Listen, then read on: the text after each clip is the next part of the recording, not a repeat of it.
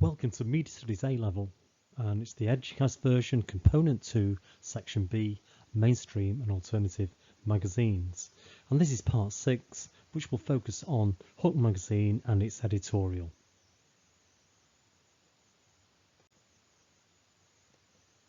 And a quick reminder of the set text for this unit. Of course, this Huck magazine, and that's the example of alternative media, which is opposed to mainstream, where we've got Woman's Realm magazine, which is also historical from February 1965. Now let's do a quick check on what we already know about Huck magazine. Of course, Huck magazine is owned and published by a company called TCO London, and they claim to be a new breed of media company. But what does that mean? Established in 2006, they claim to be the owner of premium culture and entertainment brands.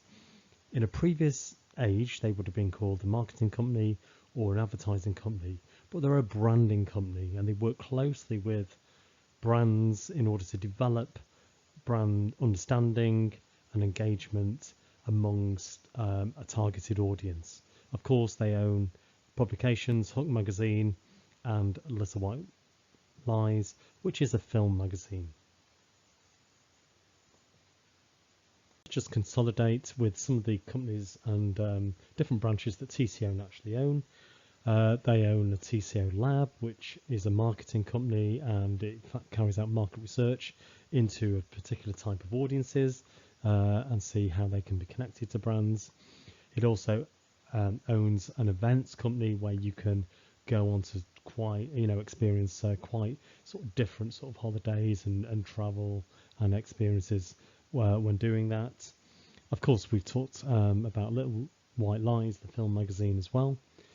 And this company claims that it's got to stop marketing, so it's not just a marketing company to sell things to people, but it's got to start mattering. So the way they do their marketing is to deal with things that actually concern the audience, that the audience are interested in and feel connected to. So it's a different way of marketing to an audience.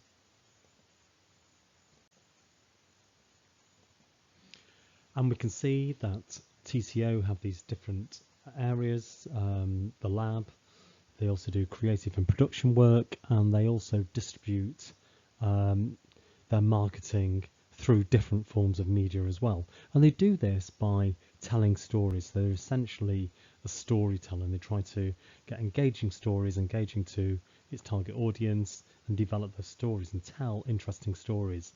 And Huck magazine is part of this. So they are a highly creative company, but they work with many top brands. So names that we will recognise or even not recognise, such as Unilever, but they are a massive brand if you do research into them, Budweiser, North Face, premium brands, mass audience brands, and brands that people fully understand. And they develop marketing for these brands and other brands other than you can see on the screen by developing stories that will engage and interest a particular type of audience.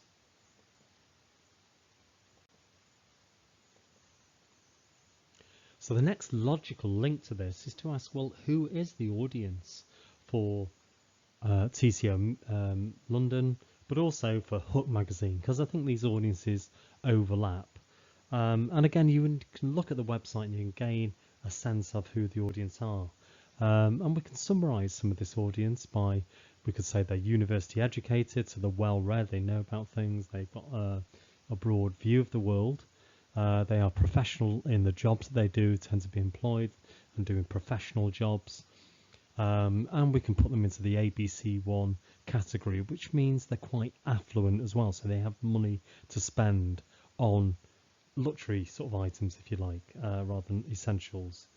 They're a millennial audience, so this is to do with age, so from mid-20s to the 30s really, so that millennial audience is what it's catering for. They're an ethical audience, they're bothered about ethics in the world and concerned about the planet and how the planet is evolving, sort of, and is that going to be healthy, or is that going to be dangerous to the planet? And it's a diverse audience. This audience are interested in a diverse range of things throughout the world. So they will be interested in different cultures, the way different people live, interested in minority groups and minority points of view. So a very sort of diverse audience. We could argue that this audience will perhaps value experiences, want to travel to quite unusual places, have adventures, and these will be valued more than buying material possessions and owning things. So experiences become more important than owning possessions. We could also talk about them as an aspiring audience. They aspire to belong to others, people who think the same as them, people who have the same values of them.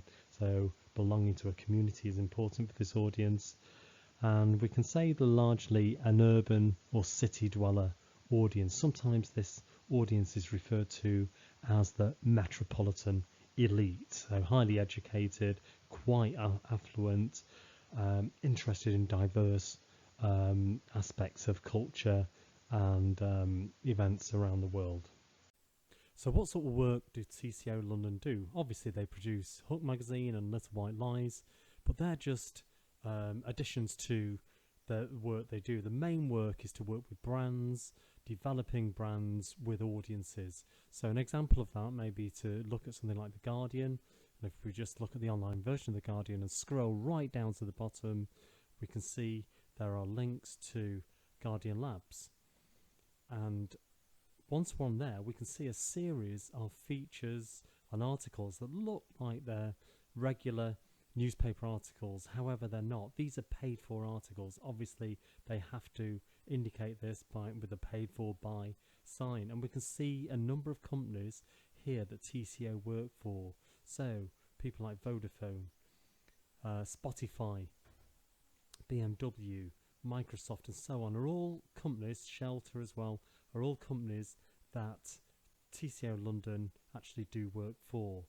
And we can see the sort of work they do just by investigating some of their articles. So Columbia, we know Columbia are a brand they work for, and they produce little articles like this about days out in the country or the Lake Districts in this place, or the Peak District. And it looks like a regular article, so it's like an editorial, but obviously at the bottom of it there are adverts for Columbia outward bound wear and so on. So it is an advert, but it doesn't really look like an advert. So TCO will be working with big brands like this and developing content that in order to engage audiences. So let's go back to Huck magazine.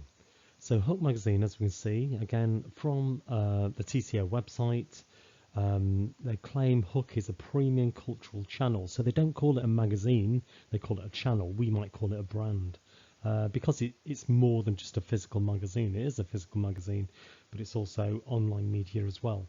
And we can see who its audience are. So I was talking about a millennial audience, but a high worth millennial audience. So what that means is an audience with money to spend, high worth. They will spend money on things. And these people are in the US, they're in the UK, and also over the world. So quite a diverse range of people from a diverse range of countries in the world. And we can see what it says about the magazine itself. It will look at things across the globe. It will produce sort of documentary type articles and look at sort of counterculture. So things that go against the mainstream, things that go against the dominant representations and dominant ideas in the world. So it can be seen to be part of alternative media. So if we go back to Huck magazine itself, we're going to do a little bit of analysis on this. And of course, we're just going to concentrate on the masthead and just think about that a little bit. So the masthead, of course, is Huck. We might think about that being part of counterculture, going against the norms. We can see it's all in lowercase, so that's breaking with conventions. And we just think about that in a little bit more detail as well. So Huck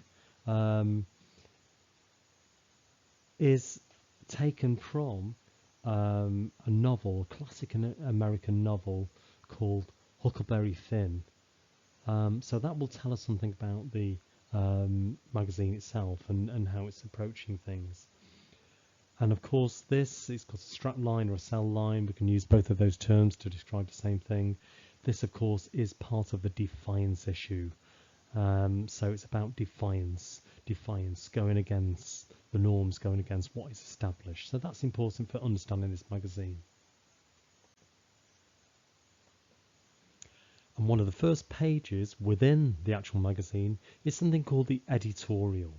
And we're going to just explore that in some detail. So what is an editorial? Every magazine, every newspaper, every publication has somebody in charge of it called the editor. The editor is responsible for the content of that publication.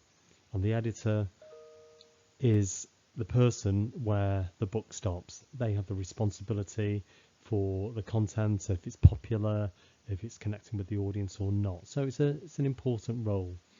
And the editorial is written by the editor, and this sets the tone for the publication. And we can argue it constructs the mode of address. The mode of address, the way the text is going to speak to the audience. Now, all publications, as I said, have an editorial. So Woman's Realm magazine has an editorial that we will look at.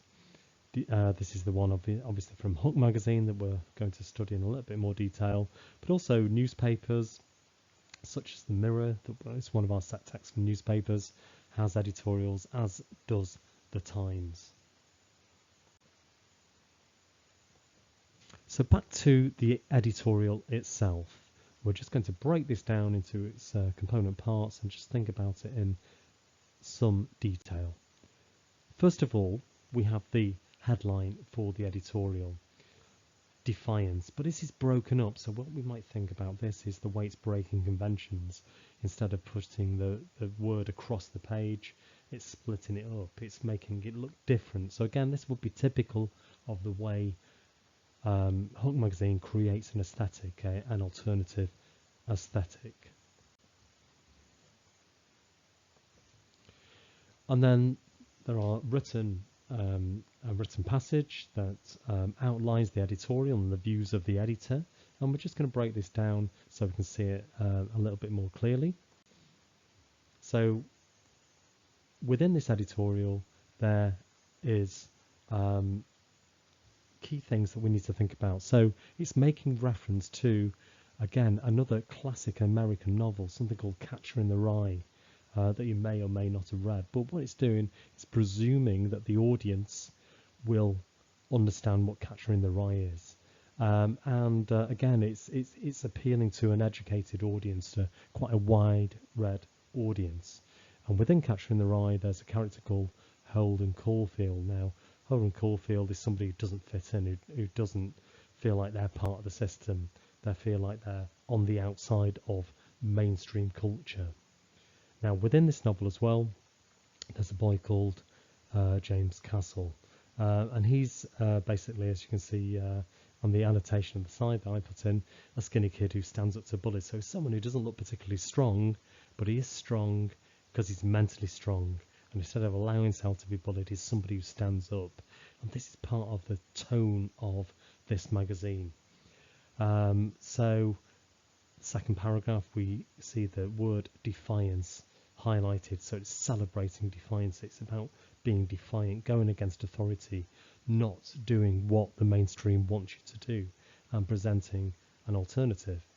And it's aligning the audience with the key character Holden Caulfield, who chooses to see things in the way he wants to see things. This is being celebrated.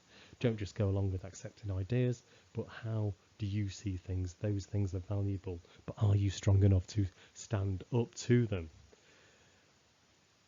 So in this issue, of course, this is outlines it where they're celebrating this idea of defiance, and there's different things: freedom fighters, anti-Putin punks, feisty kids, and so on. So all this issue is about defiance and about people who defy authority, where they're quite, sort of strict regimes, such as in Russia, where Putin's the leader, and they might stand up to them. Okay, so it's about defiance, big and small. Okay, and this is what the tutorial is setting out.